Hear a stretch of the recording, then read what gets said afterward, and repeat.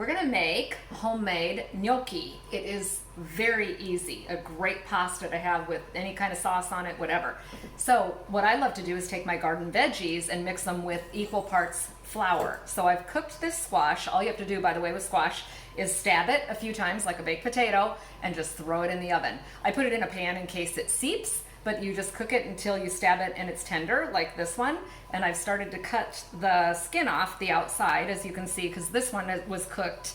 I cooked it yesterday, actually, and now I'm just getting the skin off of it. And a lot of times the skin will just slide right off, but this is a different type of squash. It's a little bit harder to get it off. So what I'm gonna do next is puree this. And you can do this with potatoes, any garden vegetable that you want to cook. Usually a root vegetable works great. So I've got 2 cups of flour. I'm going to do about 2 cups of pureed veggie, 2 eggs, and then we're going to season it, of course, with chic chick.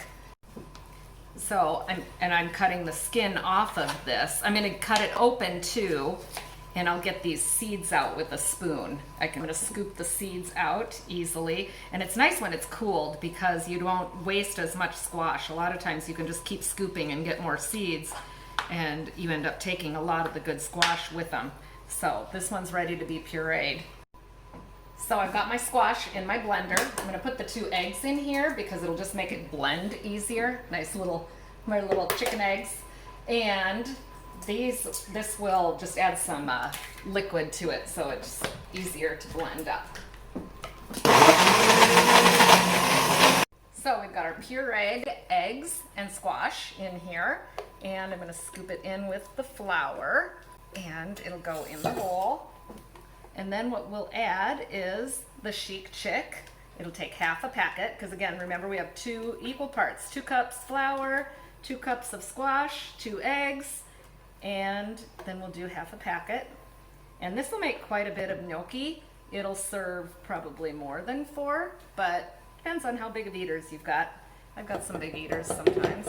Chic chick, and it's already measured out actually. So throw that in, and then you just mix it up. And if you need to add, oh, I'm making a mess. If you need to add more flour, go for it. And just mix it with your hands, but you want it to be the consistency of like a dough.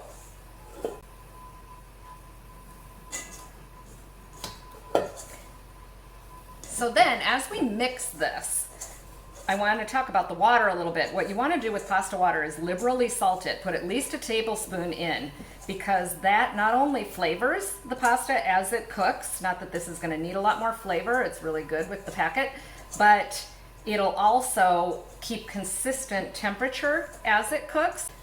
So here you can see this was perfect. We've got kind of a ball of dough here, and all we're going to do is break that into just parts. And you can make this any shape you want, but to make gnocchi, it's just super easy. You just roll it out into a snake, and it will expand as it cooks. So I usually cut mine like this, and this freezes really well too, just uncooked. Just like pasta that you'd get in the freezer section. But if you can see that, the size of that, these are just little bits of gnocchi. And we'll drop them in boiling water until they float. They literally take sometimes 3 minutes to cook. And then you have garden squash gnocchi. I want to show you this quickly. See how these are starting to float? I'm going to scoop them out as they cook, and I put them in a strainer over a bowl so the moisture drips off, and then you can serve any sauce that you want over them. They're really flavorful.